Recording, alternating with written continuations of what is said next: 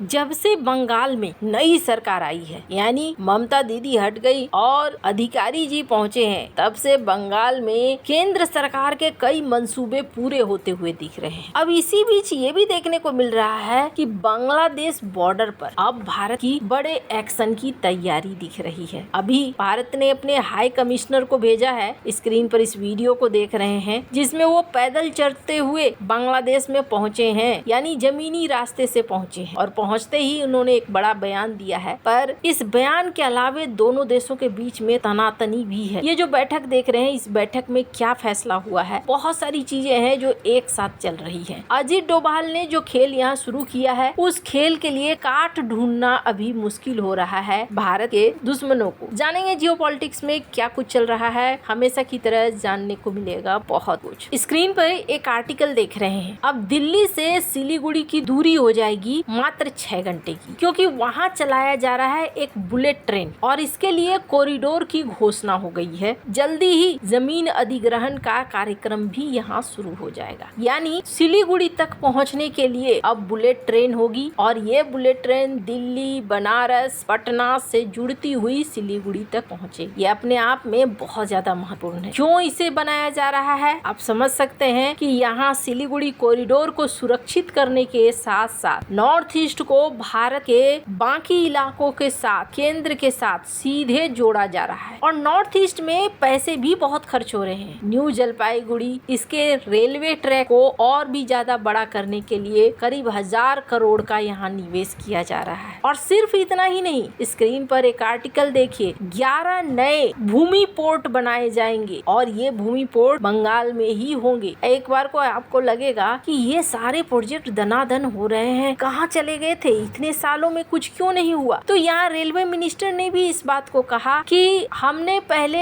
जो परियोजनाएं शुरू की थी, बहुत परियोजना तो ऐसे हैं जिनको की हामी ही नहीं मिली बंगाल सरकार की तरफ से और बहुत चीजें अटकी रह गई। अब जब नई सरकार आई है तो नई सरकार हामी भर रही है कि हाँ जी आप आगे बढ़िए, तो फिर यहाँ जल्दी से जल्दी काम भी शुरू हो रहा है। अब आप जरा सोचिए, इस इलाके का काया पलट होने वाला है। अगर औद्योगिक दृष्टिकोण से भी देखें तो बंगाल आने वाले कुछ समय में वो पुराना बंगाल नहीं रहने वाला है। नया बंगाल बहुत ही खूबसूरत और इसके साथ साथ भारत के लिए ये राज्य बहुत महत्वपूर्ण हो जाएगा, ये भी देखने को मिल रहा है। डबल ट्रैक, पोर्ट, इसके अलावे कनेक्टिविटी के कई सारे रास्ते, ये बहुत ज्यादा जरूरी है। अभी अगर आप देखेंगे तो सिलीगुड़ी कॉरिडोर से लगते दो देश, बांग्लादेश और नेपाल, इन दोनों को घेरने की कोशिश में लगे हुए हैं, अमेरिका भी और चाइना भी। स्क्रीन पर एक आर्टिकल देखिए, ढाका ट्रिब्यून का आर्टिकल है। बांग्लादेश और अमेरिका बातचीत कर रहे हैं कि किस तरीके से एनर्जी का कोऑपरेशन बढ़ाया जा सकता है। वहीं इनके मंत्री ये कह रहे हैं कि बांग्लादेश में निवेश करने का अभी सही समय है, अब अमेरिका को बांग्लादेश के अंदर निवेश करना चाहिए। कुछ गतिविधियां जो होती है ना, अक्सर पर्दे के पीछे होती है। डिप्लोमेटिक तौर पर कहा कुछ और जाता है और किया कुछ और जाता है। भारत इन चीजों को बहुत अच्छे से समझता है और इसका एक बड़ा उदाहरण है, हाल ही में आए थे नेपाल के विदेश मंत्री, आपको याद होगा, जिनकी बैठक अजीत डोभाल के साथ हुई। अजीत डोभाल के साथ ये बैठक बंद कमरे में हुई, उसके बारे में किसी को बहुत ज्यादा कुछ पता नहीं। लेकिन एक्सपर्ट ये कह रहे हैं कि नेपाल और भारत दोनों इस चीज के लिए तैयार हो गए हैं कि जल्दी से जल्दी कनेक्टिविटी को बढ़ाया जाएगा। नेपाल और भारत को एक दूसरे के साथ जोड़ा जाएगा और इस तरीके से जोड़ा जाएगा कि दोनों देशों को लाभ मिले। नेपाल सिलीगुड़ी कॉरिडोर के काफी करीब पड़ता है और चाइना हमेशा कोशिश करेगा कि सिलीगुड़ी कॉरिडोर के आसपास अपनी बढ़त को बढ़ाए ताकि भारत के ऊपर दबाव बनाने की रणनीति पर काम कर सके। और ऐसे में अजीत डोभाल ने नेपाल के साथ सिर्फ कनेक्टिविटी ही नहीं, कनेक्टिविटी, एनर्जी, व्यापार, तीनों को जोड़कर पॉइंट बनाए। ये तो रही बात नेपाल, चलो नेपाल के साथ रिश्ते ठीक हैं, लेकिन बांग्लादेश का क्या? बांग्लादेश के तारिक रहमान को जो सोचा गया था उसके विपरीत वो निकलते जा रहे हैं। जब डॉक्टर एस जयशंकर ने तारिक रहमान को ये चिट्ठी दी थी तब ऐसा लगा था कि तारिक रहमान के साथ भारत के संबंध अच्छे बनेंगे, लेकिन तारिक रहमान अभी भारत की यात्रा पर नहीं आ रहे हैं, मलेशिया की यात्रा पर जा रहे हैं और मलेशिया के बाद इनके जो अधिकारी हैं वो ये कह रहे हैं कि हो सकता है ये चाइना की यात्रा पर जाएं। यानी कि भारत को एक तरीके से नजरअंदाज करते हुए अलग दिशा तरफ बढ़ रहे हैं ये। वहीं भारत और बांग्लादेश के बीच में सीमा पर भी विवाद रुका हुआ नहीं है। अभी स्क्रीन पर एक वीडियो को देखिए। ये भारत के हाई कमिश्नर हैं जो बांग्लादेश में नव नियुक्त हुए हैं, द्विवेदी जी, और ये निकले हैं, यहाँ पहुंचे हैं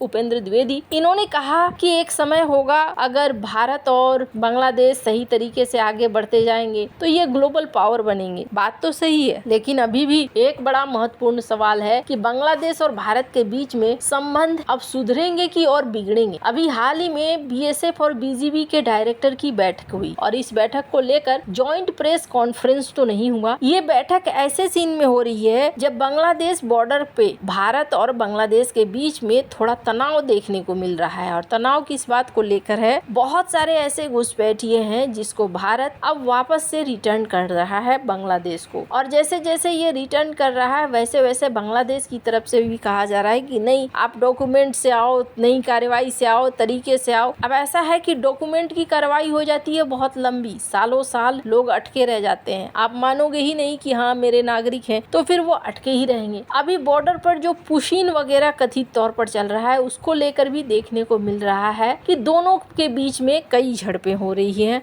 बातों की ही झड़प सही, लेकिन सीमा पर इस तरीके की चीजें देखने को मिल रही हैं। कई सारे वीडियो अगर आप जाएंगे सोशल मीडिया पर देखने को मिल जाएगा। मैं उन वीडियोस को यहाँ नहीं दिखाना चाहती, पर हाँ, बांग्लादेश और भारत के बीच में बॉर्डर को लेकर इशू है। यहाँ पर जो फैसले लिए गए, ये फैसले बहुत अच्छे हैं। भारत ने यहाँ पर एक और नया फैसला लिया। बांग्लादेश और भारत के बीच कई ऐसी सीमाएं हैं जिन सीमाओं पर निगरानी करना 24 घंटे संभव नहीं है, और जैसा कि बांग्लादेश और कई जगहों पर बाड़ लगाने की कोशिश हो रही है, बाड़ लगा हुआ भी नहीं है। ऐसे में सुरक्षा के लिए भारत को कई बड़े फैसले लेने पड़ रहे हैं, और इनमें से एक बड़ा फैसला भारत ने ये लिया है कि अब इस 4000 किलोमीटर की सीमा पर तैनाती होगी। और वो तैनाती किस चीज की होगी? ड्रोन की भी तैनाती होगी। भारत वैसे तो स्मार्ट फेंसिंग की बात कर रहा है कि भारत का बांग्लादेश के साथ जो बॉर्डर लगता है उस बॉर्डर पर भी भारत स्मार्ट फेंसिंग करेगा। इजराइल की तरह बॉर्डर को टेक्नोलॉजी के साथ जोड़ा जाएगा, जो बहुत ज्यादा जरूरी भी है, क्योंकि जब तक घुसपैठियों को रोका नहीं जाएगा भारत इस इलाके को सुरक्षित नहीं कर पाएगा। हालांकि एक चीज और देखने को मिली, और वो देखने को ये मिली कि भारत की तरफ से जैसे जैसे घुसपैठियों को निकाला जा रहा है वैसे वैसे दर्द पाकिस्तान में भी हो रहा है। पाकिस्तान के कई एक्सपर्ट इस बात को कह रहे हैं कि भारत का तरीका गलत है, भारत को ऐसा नहीं करना चाहिए। आपको क्या लगता है इन सब मामले में? आपकी क्या राय है? कमेंट कर जरूर बताएं। जल्द मिलते हैं अगले वीडियो में नई खबर के साथ।